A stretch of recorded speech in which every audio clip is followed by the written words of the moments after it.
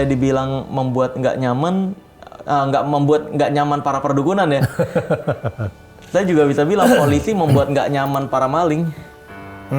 Iya kan? Iya. Para rampok juga dengan adanya polisi jadi nggak nyaman. Penipu dengan adanya polisi jadi nggak nyaman. Nah, maka dari itu kalau saya dibilang membuat nggak nyaman para perdukunan ya itu dukun-dukun yang nipu. Gitu. Nah, jadi gini, banyak banget yang menggiring opini seolah-olah yang saya bahas itu dukun bayi, dukun pijat, dukun gigi, dukun urut. Iya. Padahal enggak sama sekali. Dukun beranak. Iya. Padahal enggak sama sekali. Padahal di channel saya itu udah berkali-kali bahas yang saya maksud dukun itu cuma ada 2 kalau nggak nipu ya cabul. Itu adalah dukun-dukun yang sok tahu tentang hal goib. Kayak dikit-dikit santet, dikit-dikit guna-guna, dikit-dikit pelet. Bahkan kayak saya miris gitu, ada teman saya nih pacaran udah lama, putus, terus pergi ke orang yang katanya pinter atau dukun, nanyain kok tiba-tiba dia berubah. Nah, dijawab sama dukunnya, oh iya dia dipelet, diguna-guna sama cowok lain, sehingga dia putus, sehingga dia lebih memilih cowok lain daripada kamu. Ya padahal bosen aja. Iya, akhirnya pas teman saya itu cerita ke saya, dia datang ke dukun, dibilang cewek gue diguna-guna. Saya tanya ke ceweknya, kebetulan teman saya juga yang cewek, lo emang ngerasanya gimana diguna-guna sama cowok yang baru? Ya enggak lah, gue bosen soalnya dia gitu-gitu aja hidupnya ya. Itu kan makanya perdukunan tuh banyak banget kebohongan ya. Kayak yang tadi itu halu tuh. Yang mana? Yang tadi teman saya putus dibilangnya dipelet. Iya. Kenapa saya berani ngomong kayak gitu? Karena saya pelajari semua hal yang saya suka mempelajari semua hal yang tidak banyak dipelajari oleh orang lain. Karena gini, saya bisa menjelaskan kenapa nggak ketahuan oleh medis, racunnya pakai apa, cara membuat racunnya bagaimana. Cuma ketika ditanya racunnya apa, saya nggak bisa jawab. Karena khawatir itu ditiru. Oh iya. Karena banyak banget kayak orang putus sama mantannya, terus mantannya pengen dibunuh gitu. Ini kan bahaya kan. Kalau tahu teknik racun santet ini. Karena sebenarnya santet itu cuma 2 metode, racun dan ancaman. Oke. Nah, pernah dengar dukun yang bilang santet itu hanya berfungsi ke mereka-mereka yang percaya. Iya. Yang nggak percaya akan sulit disantet. Betul?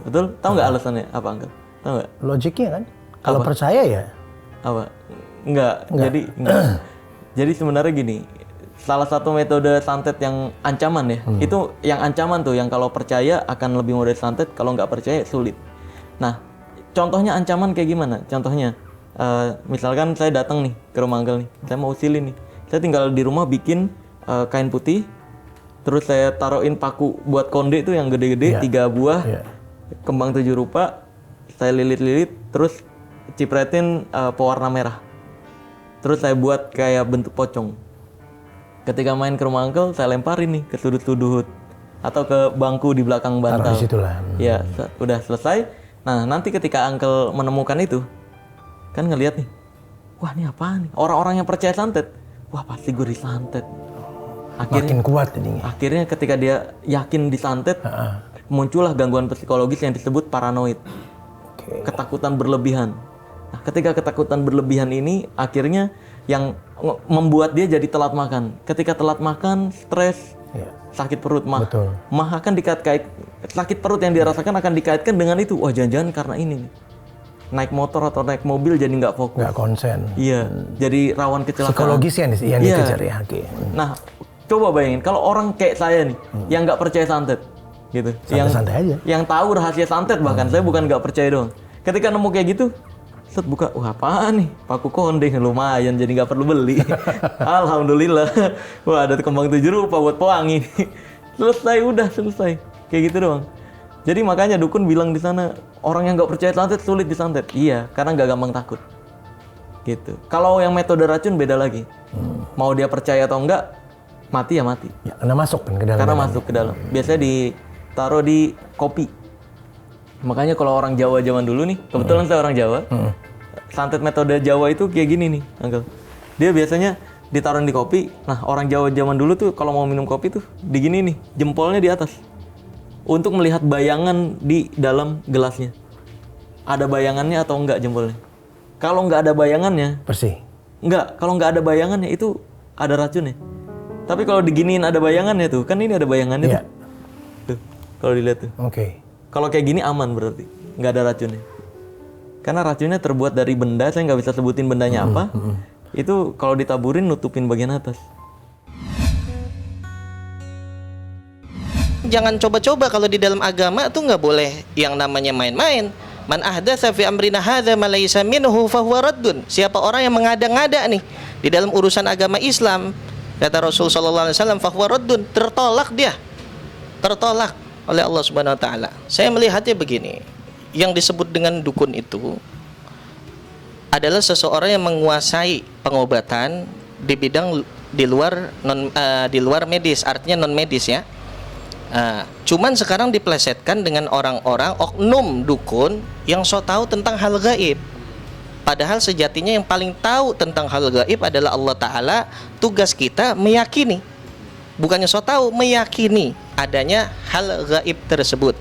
Nah, kalau berbicara mengenai pasalnya secara hukum konvensional, memang dukun itu diatur ya, ada pasal-pasalnya, dan juga memang harus punya izin terlebih dahulu. Namun jangan sampai lupa, ada pasal yang melarang seseorang memperjualbelikan jimat gitu. Di antaranya di dalam pasal 546 KUH pidana. Nah, itu ada ancaman yang namanya pidana kurungan 3 bulan kalau nggak salah ya. Nah, itu di situ diatur tuh pasal-pasal itu. Menjadi orang yang meramal itu ada pidananya juga. Tinggal nanti tergantung bagaimana pembuktiannya, karena barang siapa yang memperjualbelikan jimat ataupun barang yang dianggap gaib itu pidana gitu. Kalau untuk percaya masalah telu, santet ya dan lain sebagainya yang berkenaan seperti halnya telu itu ya, mungkin dari beberapa daerah berbeda nih bahasanya kan, ada santet, ada telu kayak gitu. Itu nggak jadi sebuah paksaan. Kalau menurut saya itu sah-sah saja. Ada orang yang percaya silahkan, nggak ada orang yang nggak percaya juga silahkan. Kenapa? Karena itu tidak merusak akidah. Nggak ada yang namanya bahasanya orang itu keluar imannya kalau dia nggak percaya santet. Nggak ada.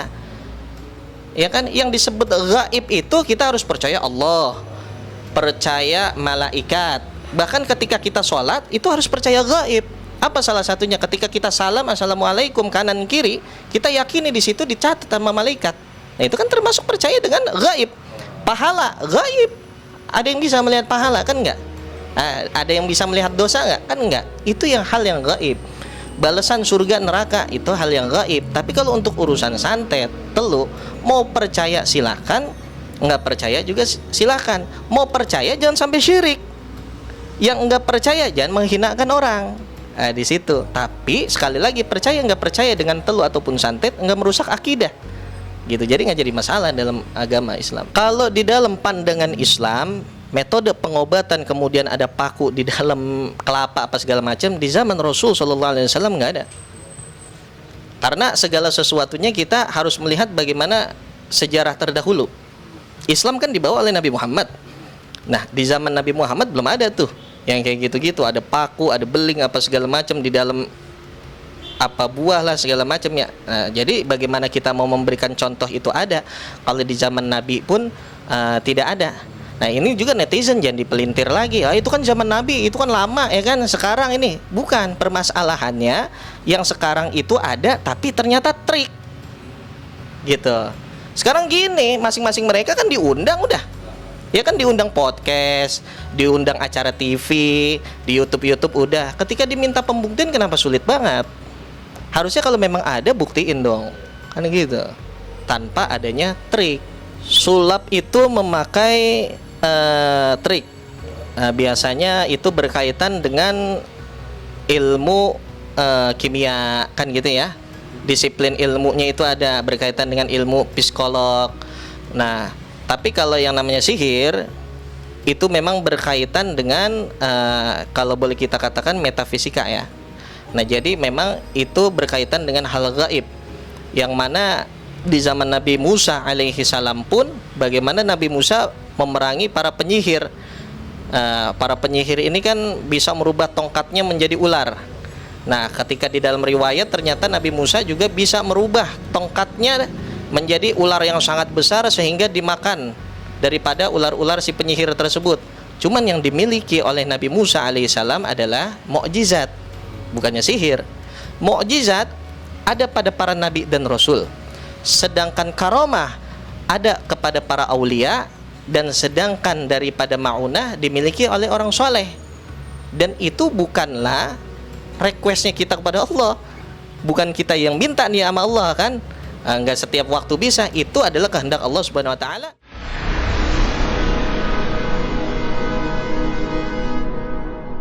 Jadi jangan lupa untuk subscribe Cumi Cumi. Ditekan ya tombol lonceng merahnya.